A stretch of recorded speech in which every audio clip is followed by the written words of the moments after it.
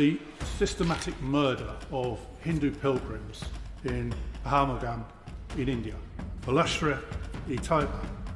These are a Pakistani organisation that deliberately targets innocent people in Jammu. We must give our reassurance and support for the government of India. The people who visit Jammu and Kashmir are held safely and do not have to suffer such incidents yet again.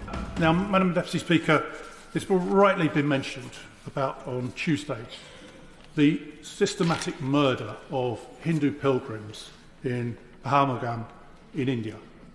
The sad reality is that the terrorist group that is thought to be responsible for this, the Lashkar-e-Taiba, these are a Pakistani organisation that deliberately targets innocent people in Jammu and Kashmir.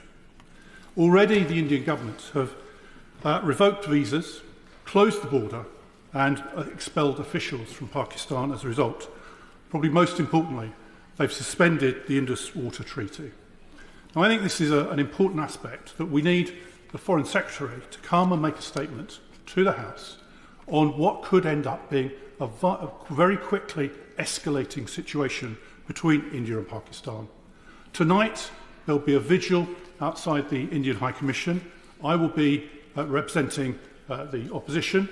I understand there'll be representatives of the government as well. We must give our reassurance and support for the government of India in making sure that they apprehend these terrorists and make sure that those responsible for supporting them are also brought to justice.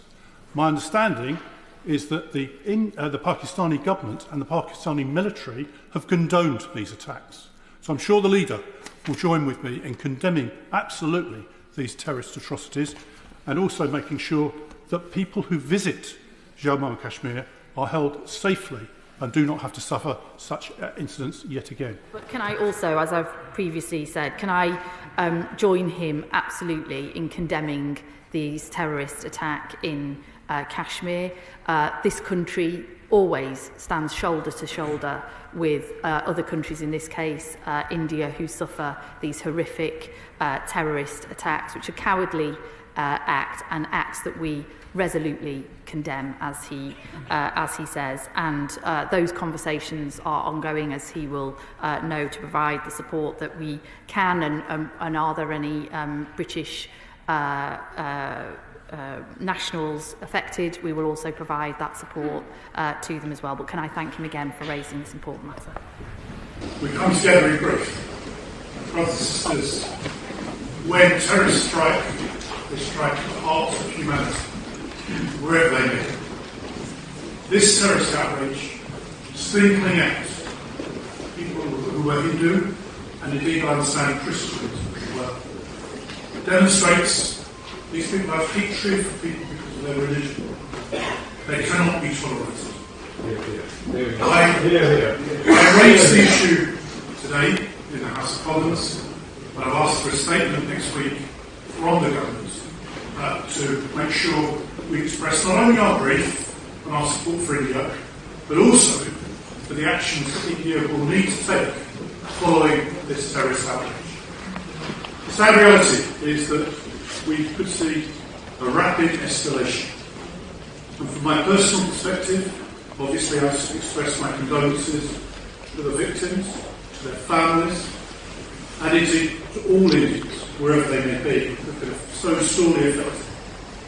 I had the opportunity 9 years ago now to visit Kashmir Valley, and it's forever etched on my mind about the beauty of the valley and the opportunity there is for tourism, provided security is paramount. So the reality is that these people seek to stop tourism. They seek to stop people visiting.